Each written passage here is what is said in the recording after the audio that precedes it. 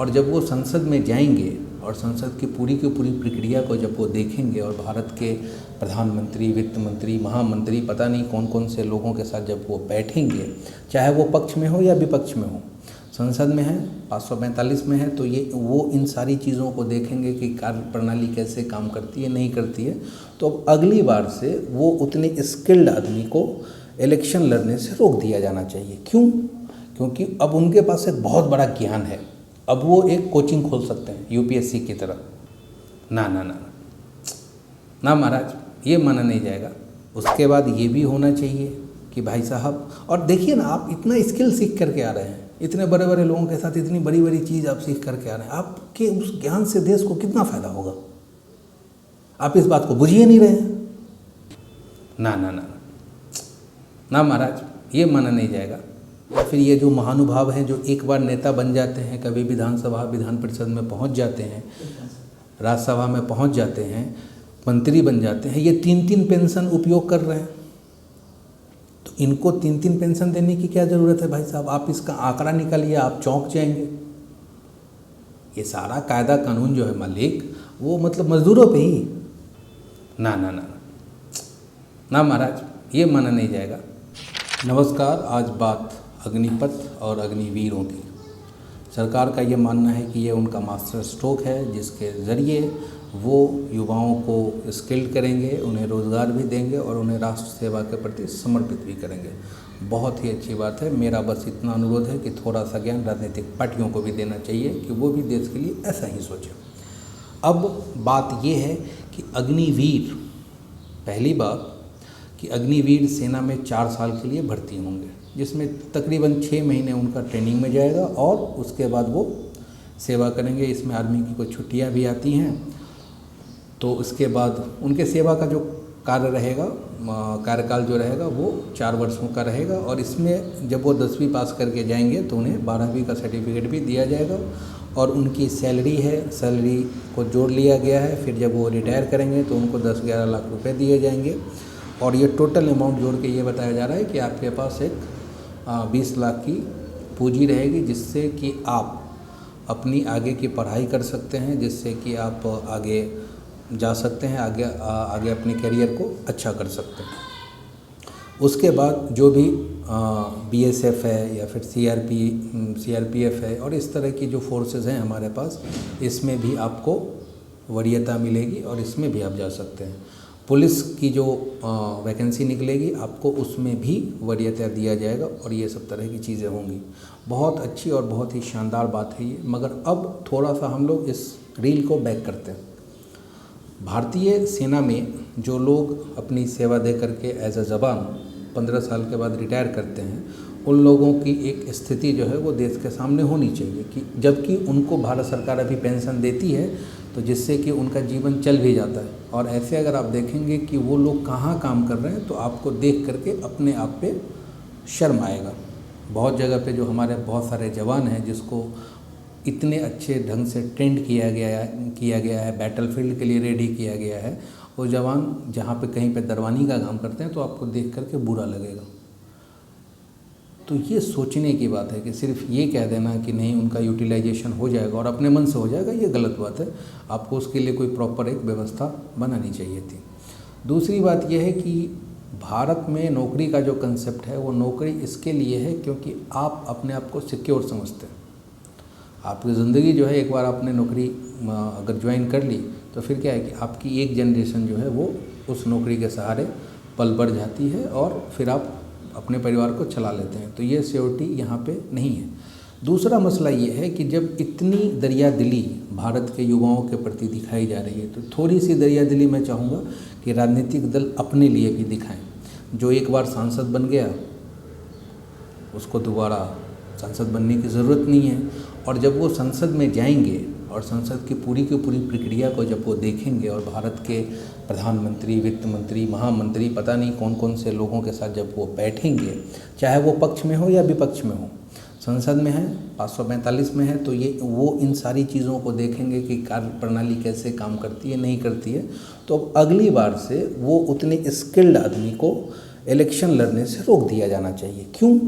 क्योंकि अब उनके पास एक बहुत बड़ा ज्ञान है।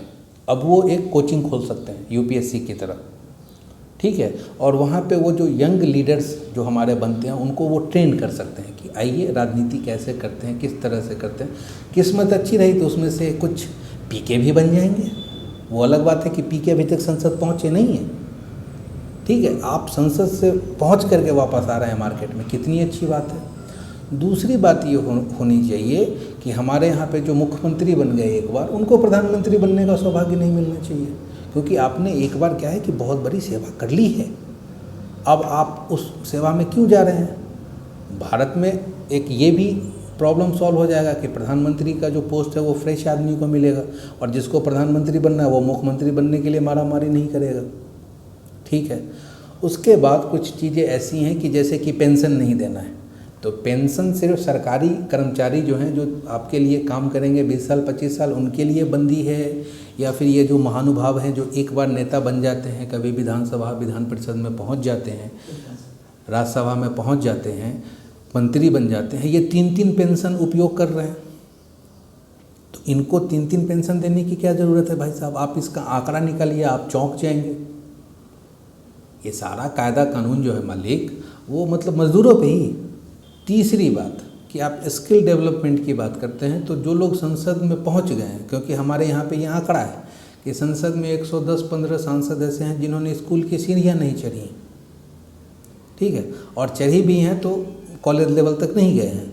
तो सबसे पहले उनको तो यूपीएससी का ट्यूशन पढ़वाइए, और जो देश के लिए जान देने की बात करते हैं उनको 15 किलोमीटर का दौरा करवाइए। मैं यकीन से कहता हूँ ये जितनी राजनीतिक पार्टियाँ हैं सभी सड़क पे होंगी।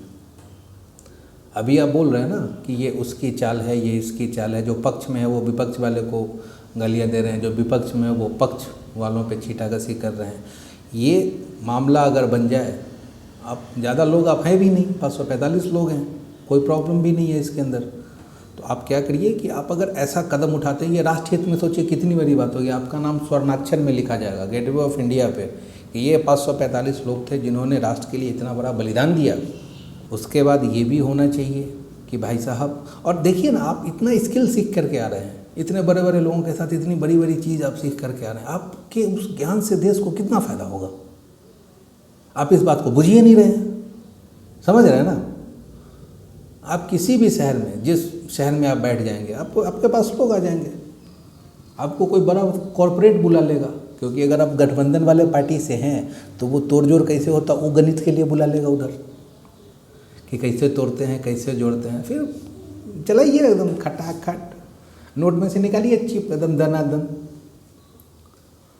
समझ रहे हैं। मतलब मैं तो समझ रहा हूँ कि ये तो कैरियर के हिसाब से ये कितनी बड़ी बात है, और ये होना चाहिए। आखिर ऐसा सौभाग्य जो है वो देश में कुछ लोगों को ही क्यों मिले, युवाओं को ही ऐसा सौभाग्य क्यों मिले, बुजुर्गों को भी ये सौभाग्य मिले। अभी हमारे यहाँ पे ऐसा होता है कि भाई बन गए, ये 50 साल सांसद रहे, तो ये 40 साल सांसद रहे, तो ये 80 साल विधायक रहे। हाँ, सिलसिला थमता ही नहीं है। उनके पीछे जो लोग झंडा लेके दौड़ते रहते हैं वो बचपन से जवानी में आते हैं, जवानी से बुढ़ापे में आते हैं, मर जाते हैं, उनको कुछ मिलता नहीं है। आप उनको थल मंत्री, संसाधन मंत्री, जल मंत्री, वायु मंत्री, पता नहीं महामंत्री, मंडल अध्यक्ष, कमंडल अध्यक्ष, पता नहीं पंचायत अध्यक्ष, बूथ अध्यक्ष, क्या क्या बना देते हैं आप उनको कह के छोड़ देते हैं। वैसा भाई उनको भी तो मौका मिले, ये आंदोलन उनको भी तो करना चाहिए। और बच्चे जो हैं उनके भी हैं जो जाएंगे, कम से कम उनको नहीं मौका मिला, कम से कम उनके बच्चों को तो मौका मिले। हमारे यहाँ पे ये जो पारिवारिक राजनीति जो चली आ रही है कि लोग एक ही परिवार के स्थापित हो जाते हैं फिर हटते नहीं हैं, ये भी गलत है। इससे भी मौका मिलेगा। मैं तो कहता हूँ कि आप लोग बढ़ चढ़ के इस पर कानून बनाइए कि एक परिवार का एक आदमी अगर प्रधानमंत्री बन गया तो उस परिवार के अगला 3 जनरेशन में कोई प्रधानमंत्री नहीं बनेगा, ठीक है ना। देखिए कितना वैकेंसी एक ही बार में खाली हो जाएगा। हाँ, अब एक ही परिवार से 3-4 गो प्रधानमंत्री भी बन रहा है, ये भी गलत है। एक ही परिवार से 3-4 गो मुख्यमंत्री बन रहा है, ये भी गलत है। आप ट्रांसपेरेंसी जब दिखाते हैं, आप कहते हैं कि लोग समझ नहीं रहे हैं, सही बात है, लोग समझ नहीं रहे हैं। लोग अगर समझते तो क्या ऐसे ही लोगों को समर्थन करते? लोग बिल्कुल नहीं समझ रहे हैं। मैं ये चाहूँगा कि इस तरह की जो नीतियाँ हैं इसका संज्ञान लिया जाए, और मैं चाहूँगा कि ये जो महामहिम उपस्थित हैं हमारे बीच में, ये दिव्य पुरुष हैं, ये महापुरुष हैं, ये सौभाग्य सबको दे।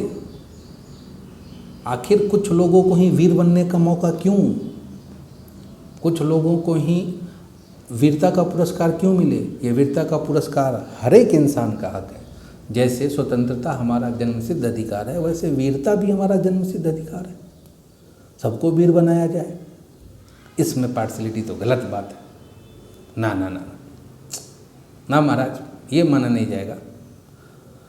ये होना चाहिए, देश को सौभाग्य मिले, देश आगे बढ़े, बच्चे बूढ़े और जवान मिल के हम लोग देश को बनाएं महान। धन्यवाद।